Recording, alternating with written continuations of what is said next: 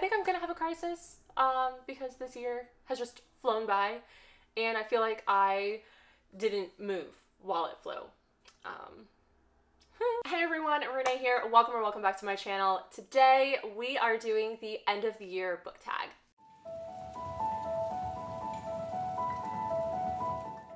So I've seen this tag floating around and I've been very interested in doing it, but I was also in denial about how close to the end of the year we've actually gotten until I realized it's Thanksgiving this week, and that to me is mind-blowing because this year it just has been so short. I can't even think about it. Anyway, so this is a short tag. There's only a handful of questions and I just think it'd be really fun to go ahead and do it. I love a good tag.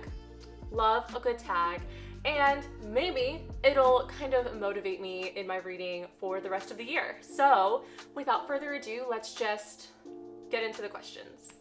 So question number one is, are there any books that you've started this year that you need to finish? I just feel so called out by this question. First off, I have the amount of books this year that I've started and not finished could like be in the running for like a Goodreads goal of its own. How many books can you not finish in a year? Like, I'm racing for that medal. First and foremost, I am an advocate for DNFing. If you don't like the book, DNF it. If you're not having a good time, DNF it. If you think it's a waste of your already precious time, put it down. Like, I have no issues DNFing a book, but I'm not gonna tell you the books that I've DNF'd. I feel like maybe that'll be something for a different video, but there are a handful of books that I have started and not finished that I didn't want to DNF that I feel like I will actually enjoy if I were to continue with them, and I genuinely do want to finish them. I am just such a mood reader and also such a scatterbrain that I get easily distracted when something new and shiny comes along. So if a new release comes out while I'm reading a book, I will put that book down in a heartbeat. And if my mood changes and I'm reading like a romance and suddenly I want to read a thriller, I will put it down. And it's just kind of a waiting game to see when I actually pick it back up. So I have put together a pile of some books that I've started and not finished. So first up, we have a book that I might actually end up DNFing. I don't know. I feel like I'm not far enough in it to make that call. And that is The Final Girl Support Group by Grady Hendrix. This is one of my most anticipated releases of the year. And do I have a bookmark in it still? I don't think I do, but I think I made it to like page like 75 or something like that. And I just like had to put it down. This was putting me in a slump. I just didn't want to read this, so I didn't read anything. And I'm just not having a good time. But I'm still so early on and the concept just sounds so promising that I feel like maybe in the beginning it'll pick up, or wait, that I feel like maybe in the middle it'll pick up. So for that reason, I'm kind of hoping to get back into this. So we'll see. We'll see. Another book, I don't even know if I should count this because I literally barely started it, but that is Frostbite by Rochelle Mead. I started this during Vampathon in October and maybe read 50 pages, and then I decided that I wanted to read something actually scary, so I kind of put this down, but it's definitely a book that I want to continue. I definitely have been having a good time with the Vampire Academy series, so hopefully. Next is a book that I feel like a lot of people might scream at me for, because this is such a well-loved book that I feel like a lot of people would absolutely read in one go. And that is The Song of Achilles by Madeline Miller. I actually made it pretty far in this. I think I'm exactly halfway through this book.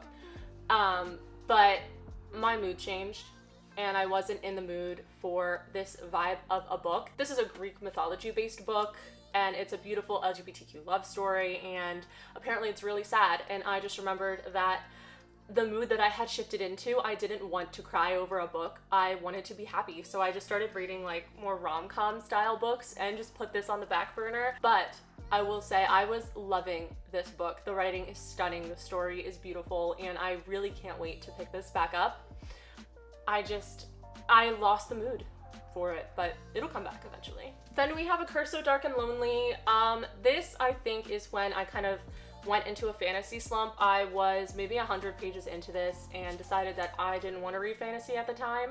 And then I didn't read fantasy again until October. And this was in like January. So I went to a fantasy slump and that is the only reason I didn't finish this. I thought the story was going pretty well, and I definitely will continue it, and I've heard that a lot of people love this series, so, you know, I'll come back for this. I'm also in the middle of The Sundown Motel by Simone St. James. I was listening to this on audiobook, and I feel like I need to get it physically because this book is dual perspective and the audiobook has 2 different voices to reflect that. And the one voice, the voice in the present day, oh my god, I find it so annoying. Like, especially listening to it first thing in the morning, it just like puts me in a bad mood for the day. So I just stopped listening to the audiobook, but I didn't own the physical book. And that's the only reason I haven't finished this. I am about 53% through or something like that. But I definitely need to get the physical book. I feel like I would just have a much better experience if I did not have to listen to that narrator. And then the last book that I have started and not finished this year is The Deal by Elle Kennedy. And I cannot believe that I have not finished this because I was having such a good time with this book. And there's literally no reason that I can think of as to why I didn't finish it. I just genuinely can't. Because I continued reading new adult romance. I continued reading just romance in general, and I think I even read a book comparable to this. I just can't remember why I put this down, but I definitely will finish it. I might even finish it before the year is over because I genuinely am having a great time with this. So those are the books off the top of my head that I can think of that I have started and not finished just for the sake of changing moods. Those do not include my DNFs. So yeah, I got a lot of catching up to do. Question number 2 is, do you have an autumnal book to transition into the end of the year? And that is quite funny considering it is November 22nd, so we're definitely more close to winter. I think this question has passed, but for the sake of answering it, I do have a book, and also just for the sake of talking about this book because I'm obsessed with it. We have The Invisible Life of Addie LaRue by V.E. Schwab. This is the beautiful, stunning, immaculate Waterstones Illustrated Anniversary Edition.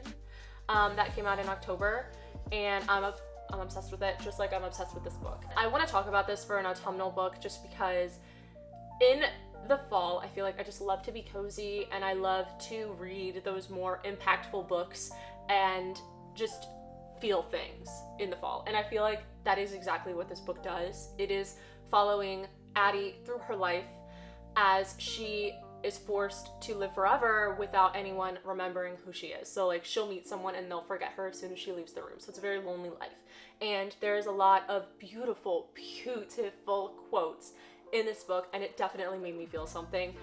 It made me cry, it made me sob, but it also made me just feel and laugh and love. And that sounds really corny, but this is such an amazing book. And it is cozy. There are certain aspects of it that just really make me want to like curl up with a blanket and a nice cup of tea and just enjoy the impact that this book has. So for that reason, yes. Question number 3 is there a new release that you're still waiting for? And I genuinely think the answer to that is no. I even looked back through my video of anticipated releases for the rest of the year of 2021, and the last book on there was in November. So at this point, I feel like all of the releases that I was really anticipating are already out. Maybe I'm missing one that I just forgot about. Maybe there is one in December that will pop up and I'll be like, oh my gosh, that's the one.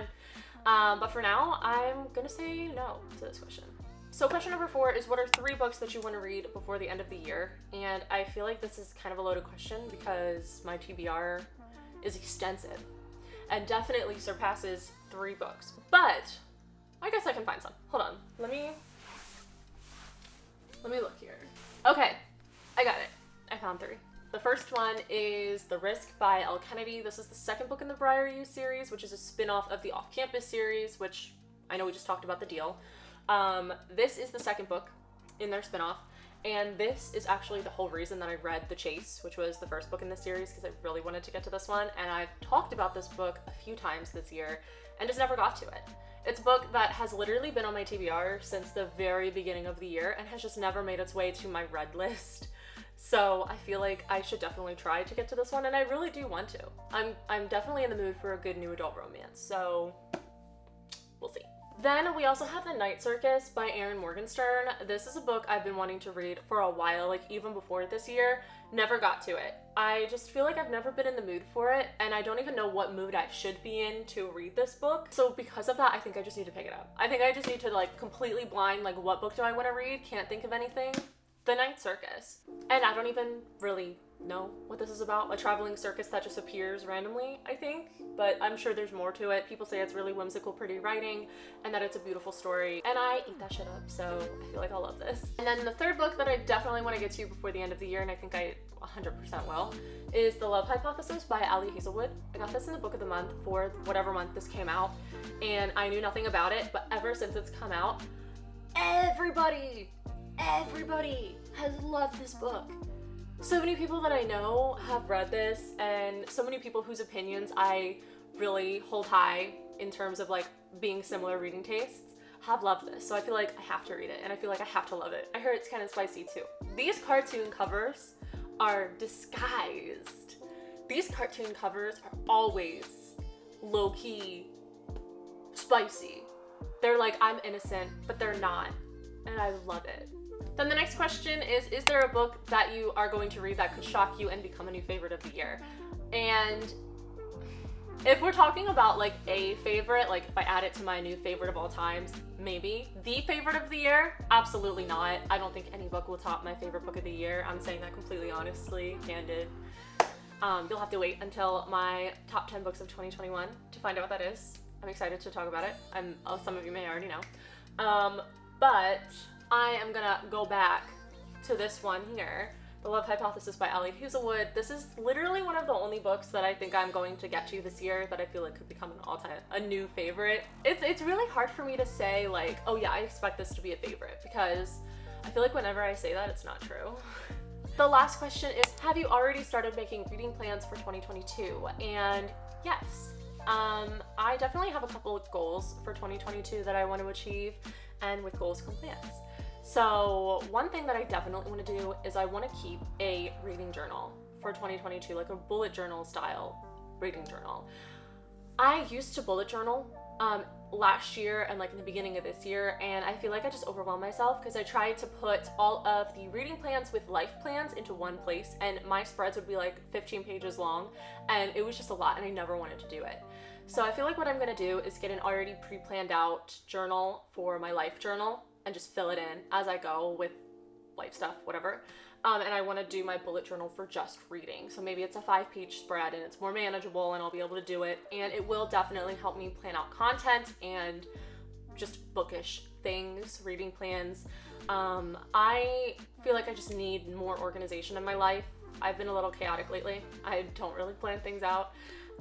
So I think that will definitely help me, and it will benefit my channel as well and just make things easier. So I definitely want to do a reading journal in the new year. I kind of want to up my Goodreads goal, but not extreme. This year my Goodreads goal is 75, and I'm definitely going to hit that.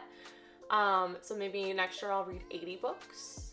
You know, small steps, baby steps, but I definitely do want to increase my goal. As far as YouTube is concerned, because this is a more reading-based channel, I want to increase the quality of my work. Now that I know that I'm very serious about this channel and I've been doing it for almost a year now, I want to start investing in better equipment and just progressing my growth on this channel, as well as being more consistent. I would love to do weekly reading vlogs if that is something that can be possible for me. But so far, those are my plans for the new year. I am really excited for the new year. I feel like the new year is always a time to start fresh, even though it is alarming when like it feels like you just celebrated New Year's like 2 months ago and it's suddenly like a year later. That's what's getting me. So those are all the questions for this tag. This was actually pretty fun. I definitely encourage you to do it if you have a booktube channel, or just leave your answers down below in the comments. Let me know what books you still need to read or want to read. I love hearing that kind of stuff. And yeah, if you like this video, don't forget to hit the thumbs up down below to help support this channel, and subscribe to follow me on my reading journey if you haven't done that already. And like always, all of my social medias will be listed down below, so you can follow me wherever you'd like.